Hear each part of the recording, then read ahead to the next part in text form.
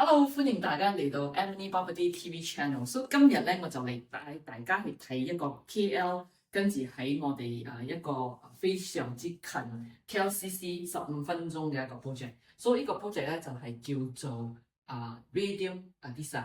咁呢個 project 咧，佢嘅好處咧就係佢係喺嗰個 highway 高速公路嘅嗰個旁邊，跟住咧嗰個地點咧非常非常嘅好，因為咧。去 Sunway 啊，如果講你愛去 Mid Valley 啊，咁呢個地點咧就非常之適合噶啦。咁當我哋入到呢個 property 嘅前方呢度咧，咁佢咧係有2300方尺嘅。咁呢個 property 嘅好處咧，即係你有2個自己獨立嘅 lift。當你一入嚟呢個門口嘅時候咧，before 你入去大門咧。咁你就有一個儲物間啦。咁呢個儲物間咧可以做咩咧？就係可以收藏你嘅包包啊、你嘅袋啊，跟住或者係你嘅嗰啲golf set。OK，so 佢嘅呢個 property 咧非常之特別，因為咧佢係2300方尺。咁出邊頭先呢個入嚟嘅嗰個空間咧係321方尺嘅。咁而家咧，我哋就開門啦，入嚟大門呢度咧，佢係有2個好高嘅門。咁你開入嚟嘅時候咧，所以佢係分開係兩邊嘅，一邊咧就係你嘅睡房啦，仲有你嘅屋企人嘅睡房啦。另外一邊咧，呢度咧就係有嗰個大廳嘅。咁我哋今日嚟呢度睇一睇，先睇一睇佢嘅房啦。咁呢個 property 咧，佢係有大概係4+1嘅房，咁亦都有2個唔同嘅款式嘅。所以我而家帶大家睇嘅咧係 Type F。咁呢個 Type F 咧，佢嘅好處咧，即係你有好多嘅房間，但係咧你就係可以將個房間改成唔同嘅作用啦。首先，我後邊呢度咧就係你嘅睡房啦。咁呢個睡房咧，佢嘅特別之處咧就係佢嘅廁所係非常之大嘅。嚟睇一睇。OK，呢個睡房嘅廁所咧，其實咧佢係非常特別。點解咧？因為佢呢個浴缸係附送嘅。咁而家咧喺馬來西亞咧有好多嗰啲公寓咧係冇咁大嘅廁所，尤其係呢個濕幫乾分開嘅嗰個廁所啦。跟住後邊呢度咧就係男主人幫女主人嘅嗰個 wash area。OK， 咁頭先我亦都有講啦，仲有一個唔同嘅屋型係呢度咧就可以打通去啦。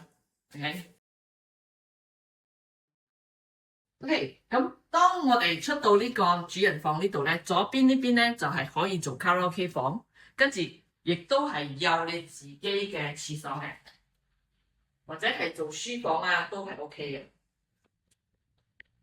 跟住另外一間房咧，呢個咧就係頭先我講個廁所嗰邊。當你打開個門嘅時候咧，如果你係女主人，你係非常中意放你好多衫啊，跟住好多首飾嘅話咧，呢個地方咧你係可以隔上嚟啦。咁呢個地方咧就係俾你一個非常非常大嘅嗰個衣帽間嘅。而呢個地方咧，你就可以將佢變成你嘅另外一個房，或者係你嘅客人啊、爸爸媽媽啊、朋友嚟到嘅時候，所以佢就可以利用呢個空間啦。所以呢度嘅每一個房間咧，佢嘅採光咧都係非常之好嘅，所以你可以睇啦。呢個咧，佢就係好似嗰啲。平常可能你係喺馬來西亞已經揾咗好多唔同嘅 property，但係咧你揾唔到一個咁嘅 property，佢嘅價錢係在於120萬之間，再加上咧佢係每一個屋型咧都係有好高嘅嗰個樓體嘅。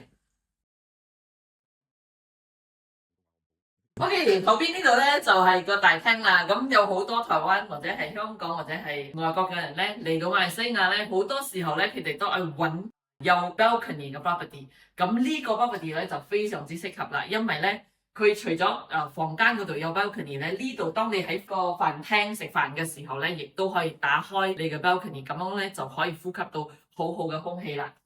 所以當你帶朋友嚟到呢度嘅時候咧，你係非常舒服嘅，因為點解？因為呢度嘅空間咧，佢係大概係一間 property 咁大，佢係大概係成千尺嘅。後邊呢度咧就係佢嘅大廳啦。咁呢個大廳咧，佢嘅面積咧係非常之大嘅，佢係好似呢個屋嘅大概係1/3嘅方尺。咁喺後邊呢度咧，你就可以睇到一個好大嘅空間啦。跟住嘅採光係非常之好嘅，因為點解咧？所以每一個角落頭咧，都係有窗口，亦都係有 balcony light 嘅。你亦都可以選擇放長形嘅嗰個食飯台啦，或者係圓形噶啦，可以加埋一個鋼琴喺呢度啦，再加埋你嘅 gym set 都係冇問題嘅。你可以將你嘅嗰個濕廚房幫乾廚房係分開嘅。咁呢個 area 咧，你就可以做下你嘅早餐嘅吧啦，跟住早餐嘅時候可以坐喺你嘅高凳呢度享受下你嘅嗰個早餐。跟住後邊呢度咧，你就可以做下些少果汁啊。跟住幫朋友嚟呢度飲下咖啡啊 ，OK， 跟住可以請朋友嚟呢度飲下紅酒啦。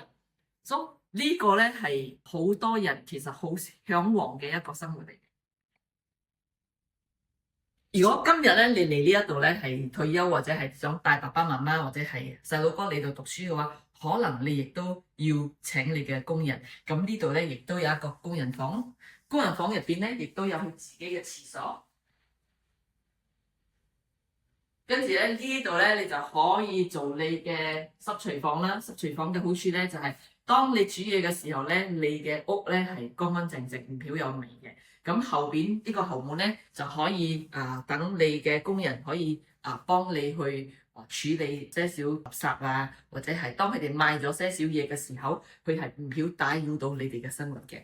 OK， 如果你好中意呢啲咁樣嘅 property tour 咧，唔好忘記收藏我嘅呢個 video，跟住幫我分享俾你嘅朋友啊。所以我哋喺下個 video 再見，拜拜。